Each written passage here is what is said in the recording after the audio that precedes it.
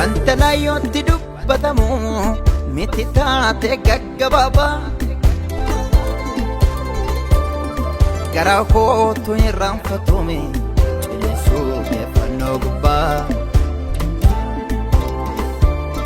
dabqitee mana koo hojjettee ciniinsiifattee na deesse dhoksansaa gadii fagoodha akkaateetti na dandeesse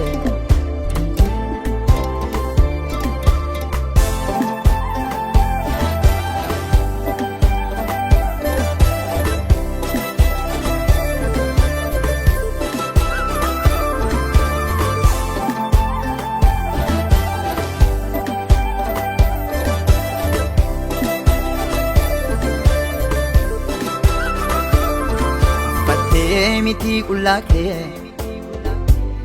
ulfattee miti salphattee du'aajin mul'aan sol qabdee jiruu kootti baay'ee dadhabdee uffattee miti kullake ulfattee miti salphattee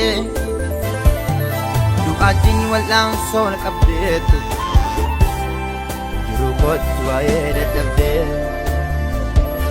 fakkattee gala manormaa kan lammii dubbatuuf dhabee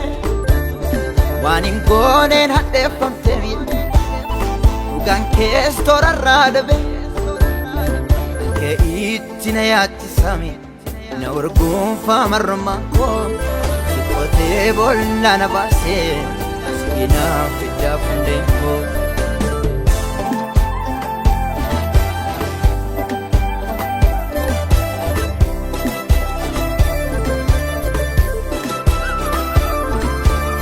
Safiri ajelma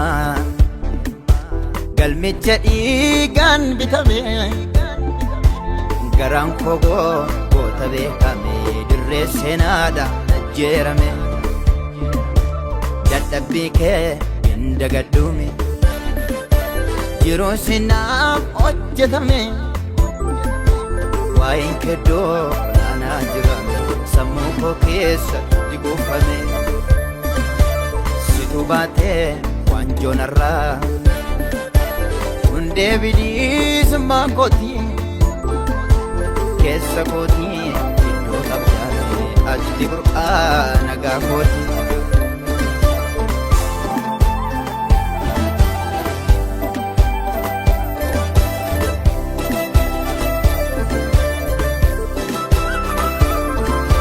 Siddufeenaa wal'aana malee Durmii namaa danuun qaba ifa keetuu na banaan malee dhaloota keessa seenaa dhaba gaafa hundaa qajeelummaa kee na yaadachiisa keessa kooti dhalootaan dhaalchisa seenaa kee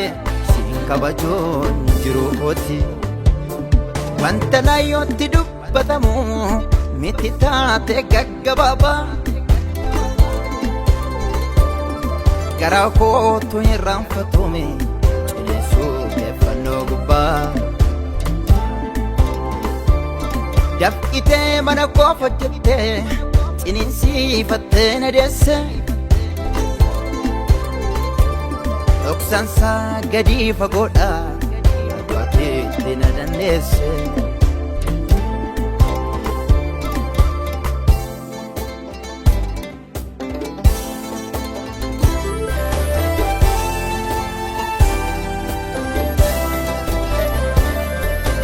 Cappeffamee narra jira godaanni seenaa keeti siif yaadannoo danuu qaba jireenyi koo oolmaa keeti ennaan kee waa kannaan qabu arjoomni kee kitilaani